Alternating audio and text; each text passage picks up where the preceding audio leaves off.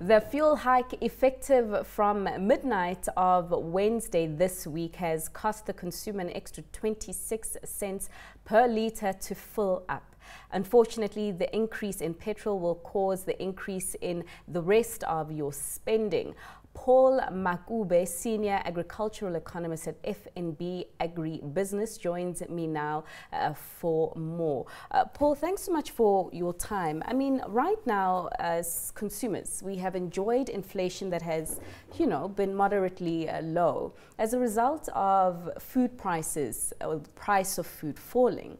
With this increase in petrol and petrol now sitting at record highs, what are the likely implications for food prices and I suppose overall inflation going forward?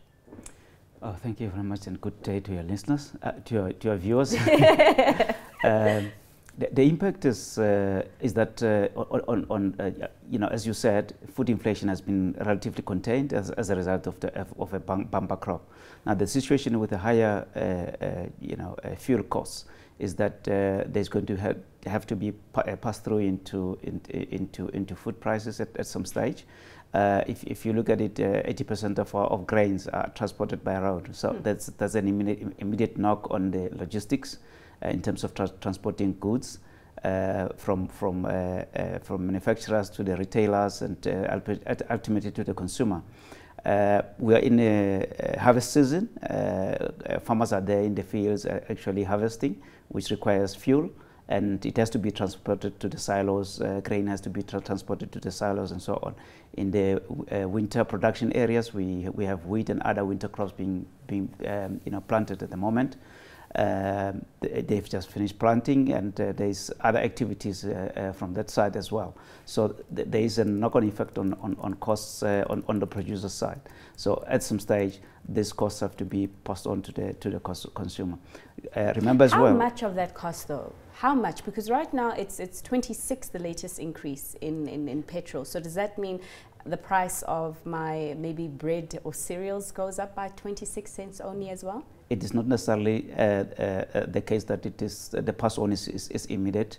You have a situation where it goes through phases, takes time to actually pass through. In some instances, as a result of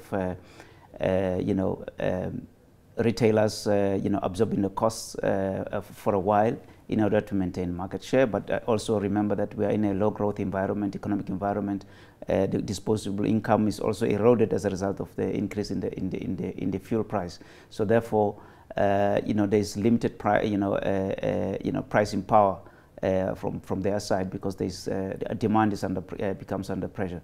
So, but in the long term, these prices have to be filtered in through to the consumer.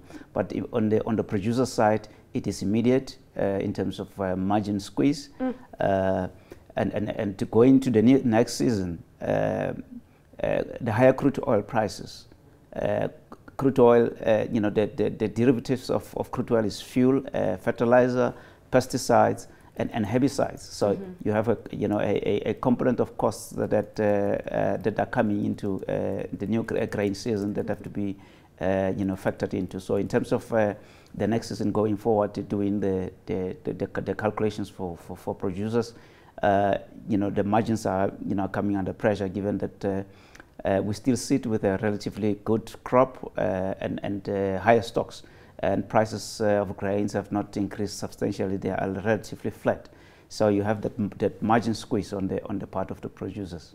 I mean, Paul, there's a lot of conversations about our petrol price right now and how it is that it is so high. There's some research that indicates that, in fact, in the past 10 years, it's necessarily more than doubled. In fact, the price of petrols was some 7 Rand something per litre in 2008, and now we're looking at 16.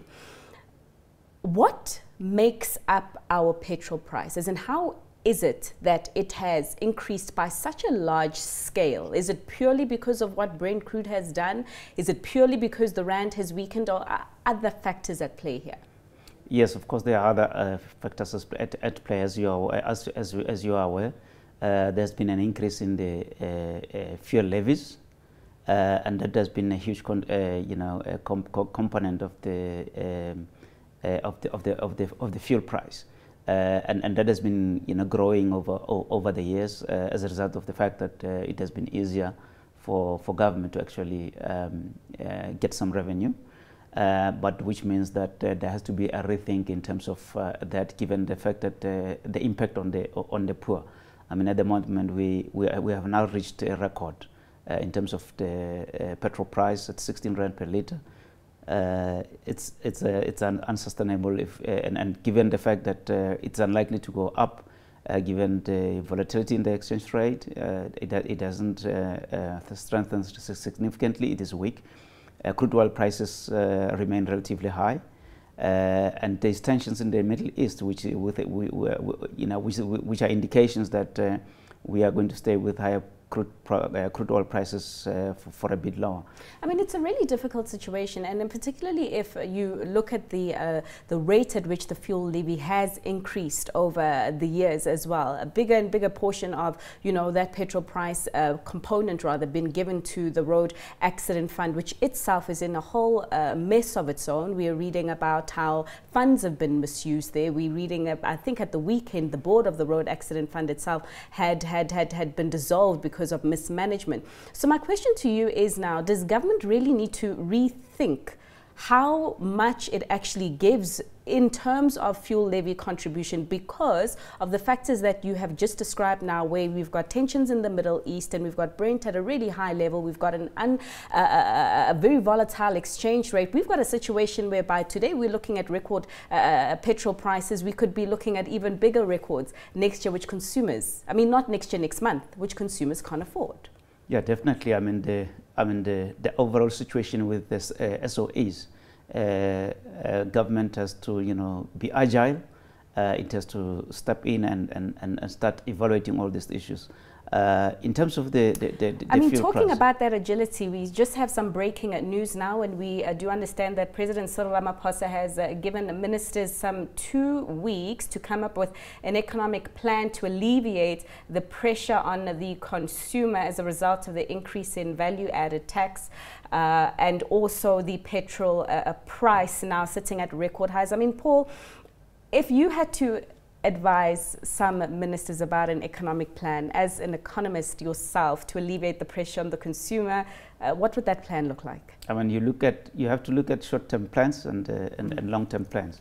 But the short-term plan is to see what you can do in terms of actually either suspending some of the levies that have resulted in such a heavy increase in the fuel price. But you have to look at longer-term plans in terms of absorbing the shocks, because we are a net importer of crude oil, and therefore we are still vulnerable to rand-dollar exchange rate and crude oil prices, or events that we do not have control over. So who would absorb those shocks then, you say? Would government do it rather than the situation being passed on to the consumer? You have to come up with instruments to take cognizance of those shocks. The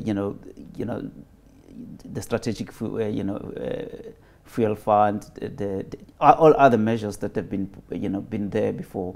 Are those measures able to help the country absorb the shocks that might happen in terms of an exchange rate blowout? If we go to 20 rand to the dollar, if the crude oil price goes back to, I mean, we come back from, we've been at $100 per barrel before.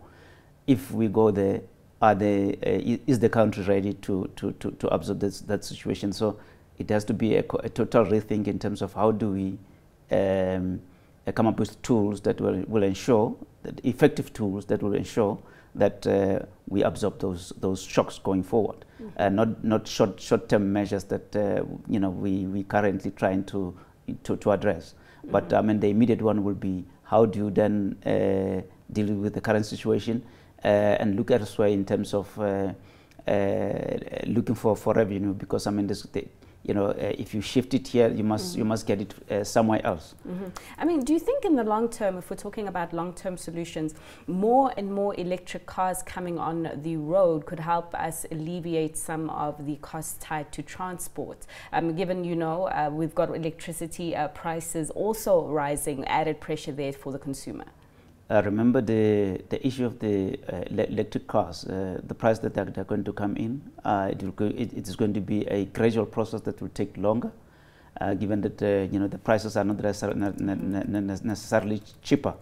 But of course, in the long term, you are going to have that kind of mix. So technology will have to come in. We have to invest in the various technologies to ensure that we are energy efficient, to ensure that we can deploy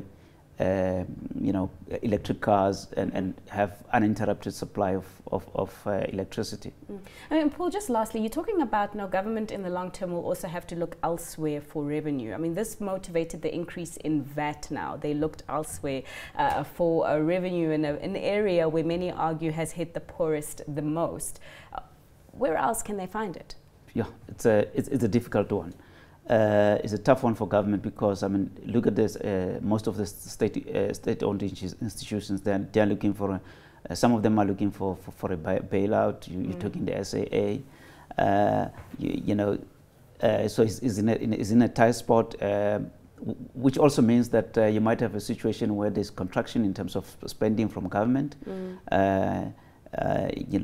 Deferring some of the projects in terms of also employment within government might have to be either cut or stalled. So there's a variety of issues that they have to look at, but it's tight for government at the moment. Yeah. It's tight for us all. But Paul, let us leave it there. Thanks so much for your time. That was Paul Makube, who's a senior agricultural economist at FNB AgriBusiness.